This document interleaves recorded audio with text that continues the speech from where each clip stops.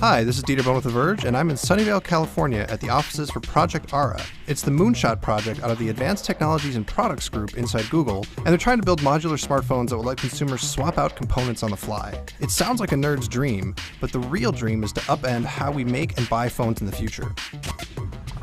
Project Ara isn't a phone. It's actually, well, a project. ATAP, a group that in some part came out of DARPA, is essentially just making the instructions for how a modular phone would work. They're developing the technology for the different pieces to talk to each other and working with partners to build prototypes. At the center of it all is an endoskeleton, an unassuming slab with different slots where you can put in modules. There's some wild technology inside this metal frame. Ara is using next-gen, super-fast networking technology to get all the parts to talk to each other. It manages power and lets you hot-swap modules. It uses wireless capacitive pads to let the modules communicate with the main board and each other. Even the way the modules lock into the frame is futuristic. In this lateral direction, they are held using electropermanent magnets, which is a pretty neat technology. It's kind of a cross between a permanent magnet and an electromagnet, in that it has an on-state and an off-state. It uses an electrical pulse to switch between those two states, but it's a passive component, meaning it consumes no power in both the off-state and the on-state. But all that technology doesn't add up to a phone.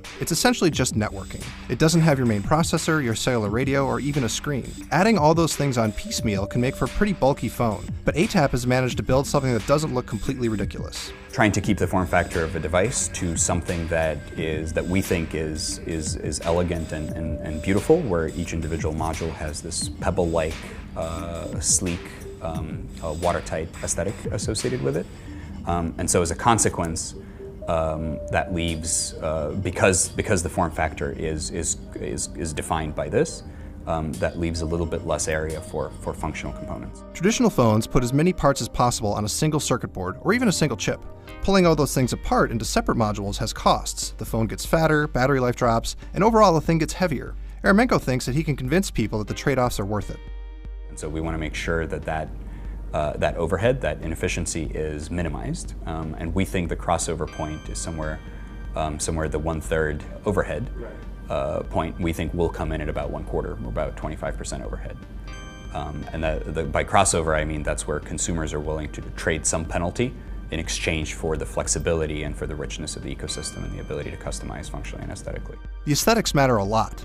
Even if Eremenko's ambitious plans work out, people still have to want to use the thing. To get there, ATAP is working with a partner to create a first-of-its-kind 3D printer, which will be able to rapidly build customized plastic shells for each module. What that means is that we'll be able to create module enclosures, which on any given module are user-replaceable. We call them shells. And so a consumer in the Ara marketplace will be able to utilize shell maker apps to create beautiful designs that are not just unique, not just custom, but can also be expressive to the consumer. This week, Eremenko and his team is finally getting into the nitty-gritty of how Ara will work by hosting a conference for hardware developers. The group has an aggressive goal of launching a real product for consumers about a year from now, so getting there won't be easy, and they'll need the support of both big and small manufacturers to do it. The more you think about Project Ara, the crazier and more ambitious it seems. Eremenko's ATAP group itself consists of just a handful of people.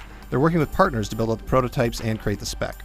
They're also on an insanely tight schedule, and strangely enough, it's a schedule they've imposed on themselves. So the internal team, and in this case the team internal to Google, is very, very small, very, very lean, and we're here for a very short period of time.